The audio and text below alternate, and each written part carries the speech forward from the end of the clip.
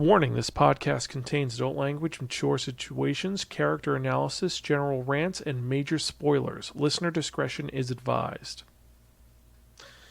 Television Tuesday, Episode 10.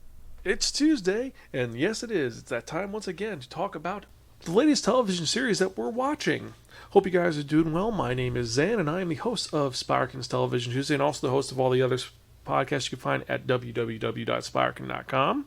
But you're here to listen to me talk about the latest and greatest and coolest TV shows that are out right now. And I'm really excited because of everything that's going on. And this week was kind of a weird situation. But remember, you can check any of our earlier episodes at www.spiraken.com. We're also on Twitter, Instagram, Facebook, YouTube, Spotify, Stitcher, and various other social media sites. Just type in Spiraken in the search, and I guarantee you'll find us one way or the other. And also, one last thing, in a week and a half, I'm going to be giving away a couple of really cool things in preparation for the Anime Next online convention. I'm really excited for it, so we're going to see what happens with that. So let's get on with it, shall we? And like always, remember, I'm going to do a general review, and then after this credit music, we're going to do our spoiler section where we talk really deeply about the two episodes, and there was a lot that happened this week. So let's get on with it, shall we? So, the first show that we're talking about is NOS4A2, the vampire show starring Ashley Cummings and Zachary Quinto. And this is Season 2, Episode 5, Bruce Wayne McQueen, and this was directed by Hanelle Culpepper. And she's kind of a cool director because she was the first woman director to launch a new Star Trek series in the franchise's history, and she directed the first 3 episodes of the new Star Trek Picard series. So she has a lot of movies under her belt also, so she is an accomplished actress. And you could tell, because this episode is a very dynamic and also very narrative-heavy episode mixed with action. It's very, from the point of view of the various characters, it'll show a scene and then it'll go backwards in time and show from another character's scene. And that was really well done. And this is the attack on Chris McQueen, Vic's dad's farm. This by Charles Manx and Bing as they're trying to take Bruce Wayne McQueen, her son, away from her. And it is crazy what happens with all the situation that occurs because it is very nightmarish with Zachary Quinto being Charlie Manx, the boogeyman, essentially taking away her child, and it shows the lengths that she's willing to go to protect her son. Also, it shows that they play on her fears from the past and how she's not the best person she could be, and there's an opportunity for her to save her son, or more importantly, stop Charlie Manx, but at the expense of her son, and what is she going to do? It's a truly riveting episode, and each character has a great moment.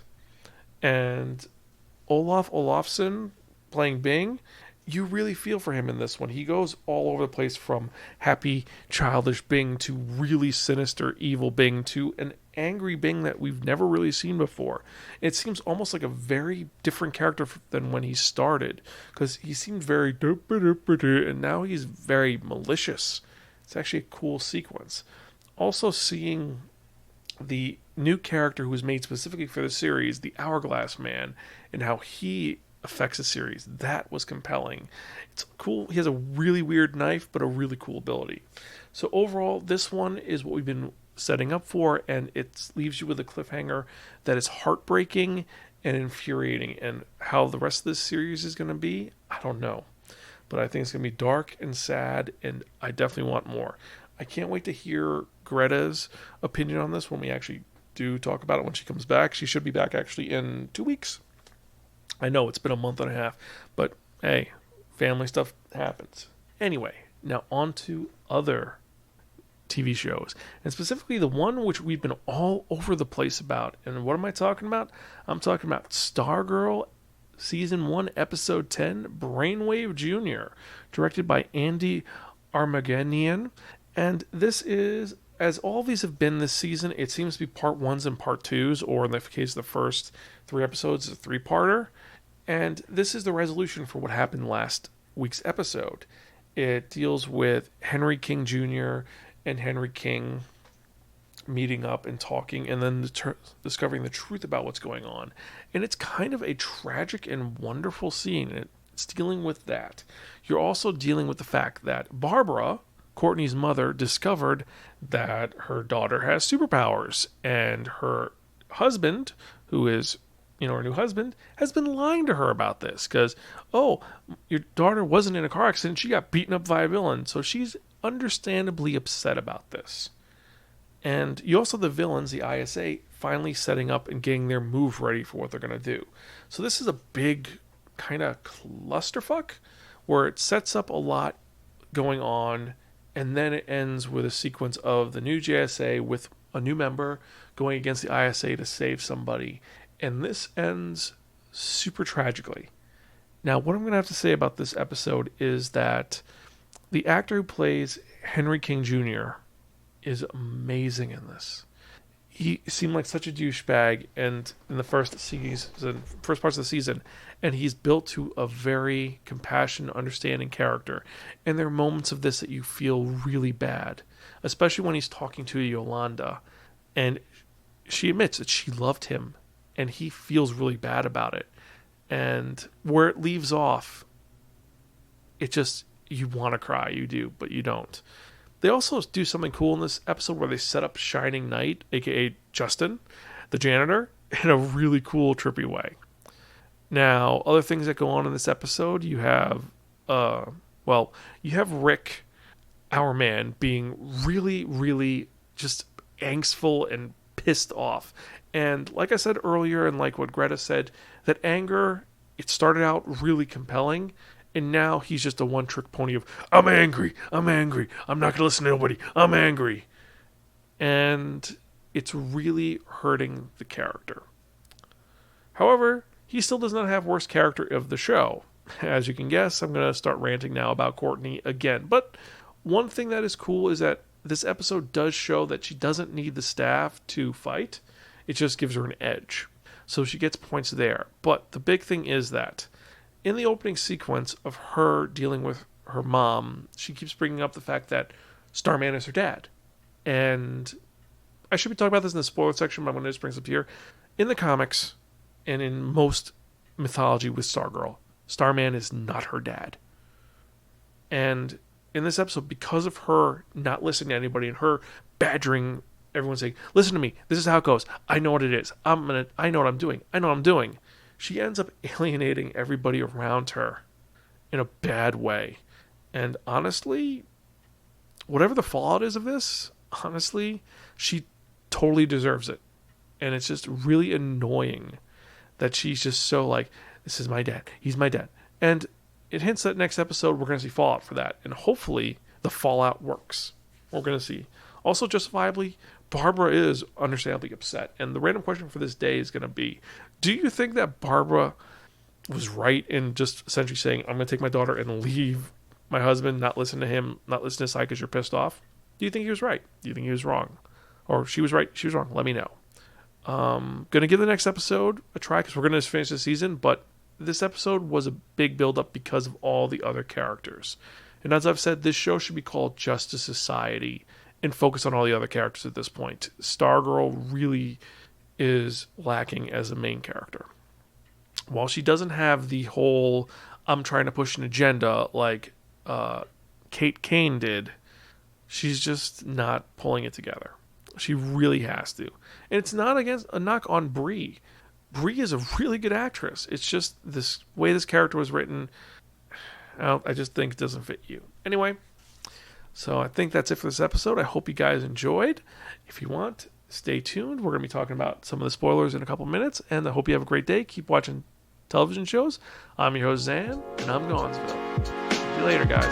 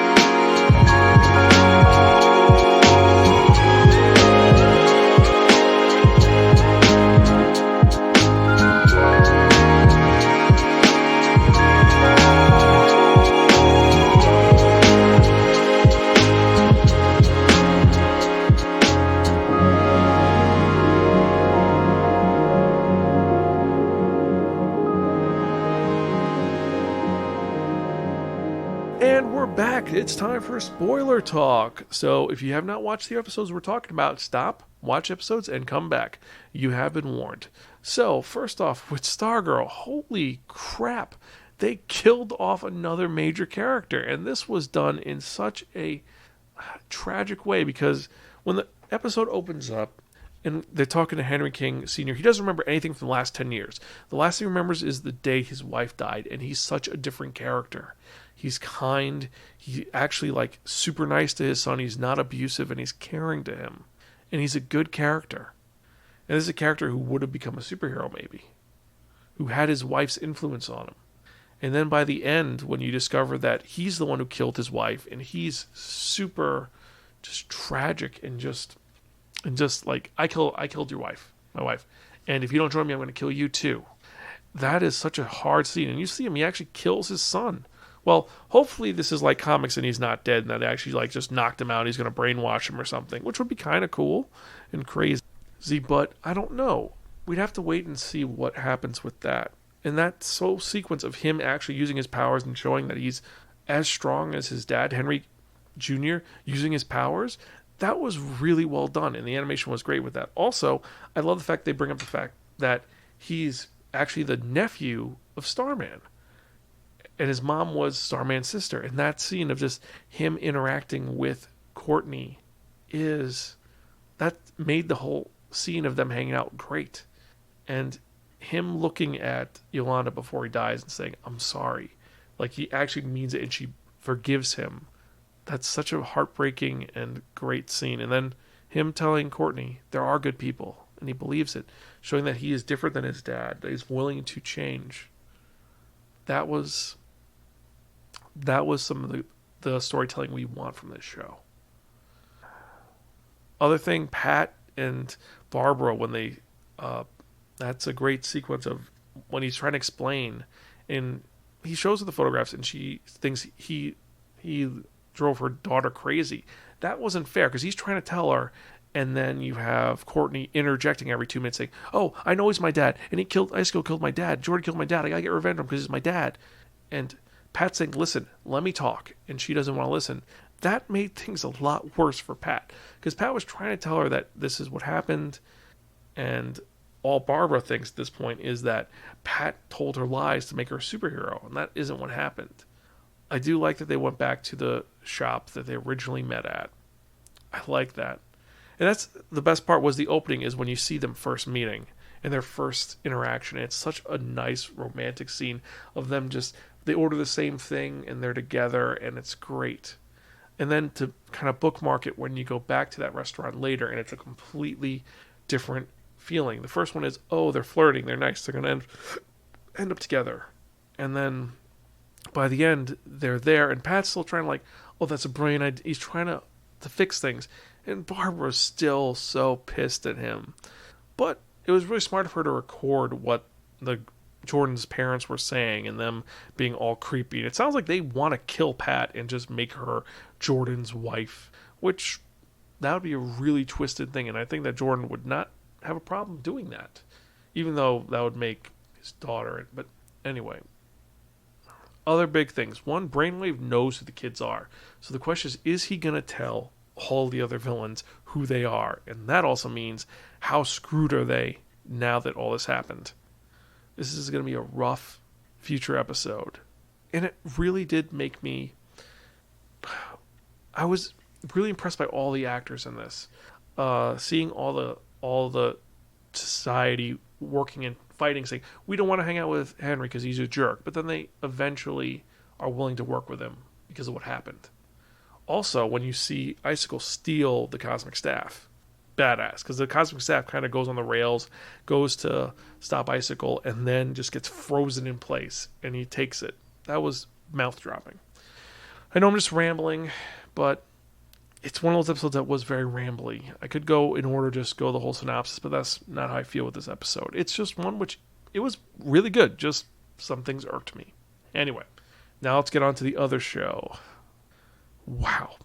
NOS4A2, holy shit. That ending sequence and opening, the bookend of it was just genius. How it opens up with Vic giving birth to Bruce, and he's not breathing, and she's freaking out, and they get him to breathe.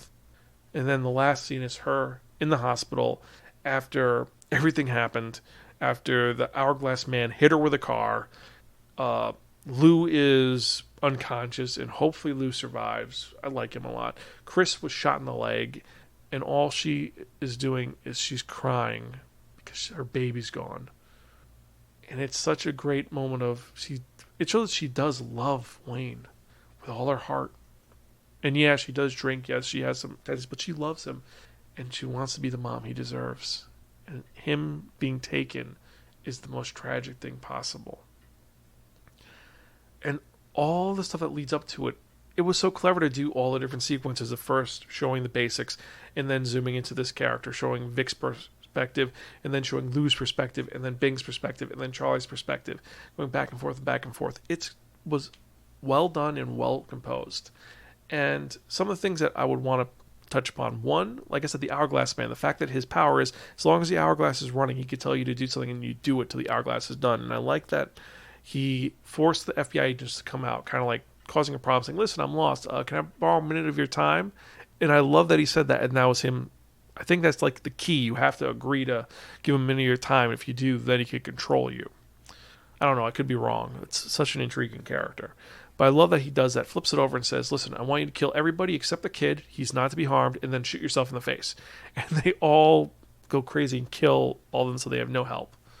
Then you have Charlie show up. Bing starts putting the gas in the house. Vic has to get back.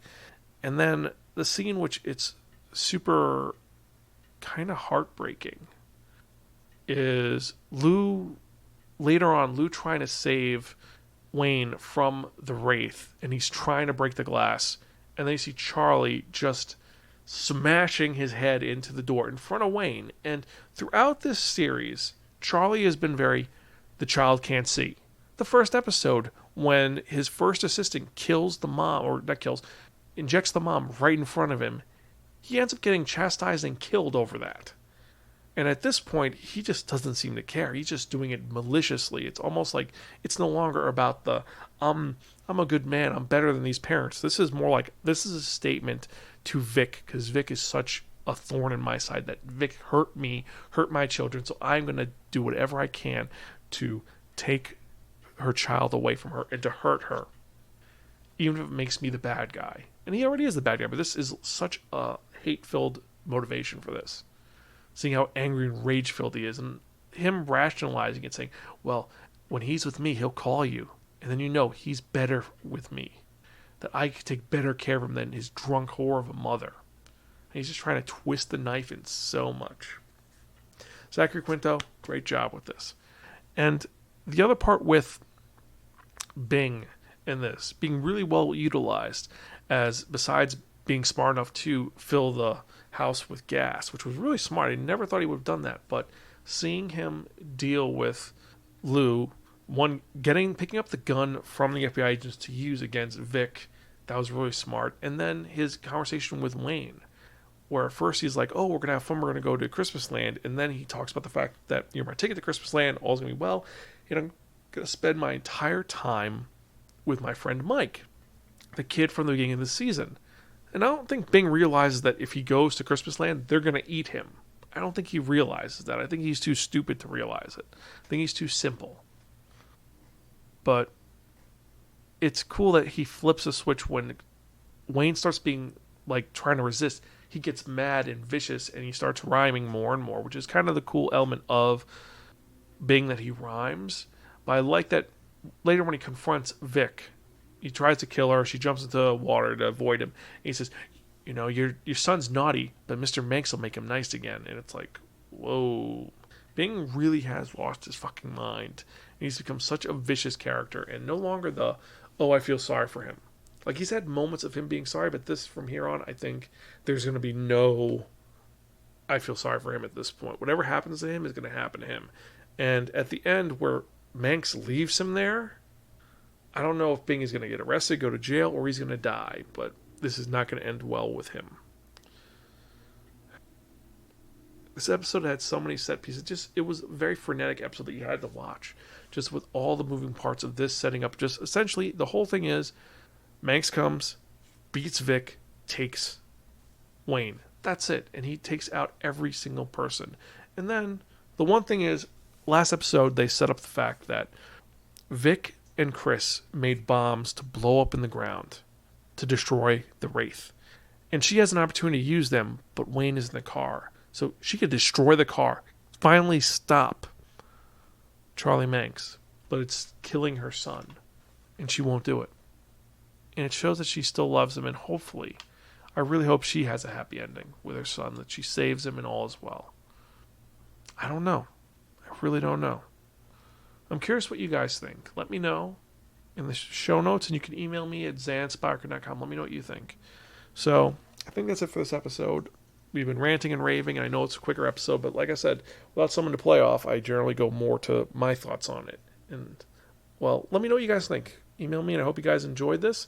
I'll see you next Tuesday for another TV Tuesday. And tomorrow, remember, we have our manga review where we're talking about some of the really cool shows.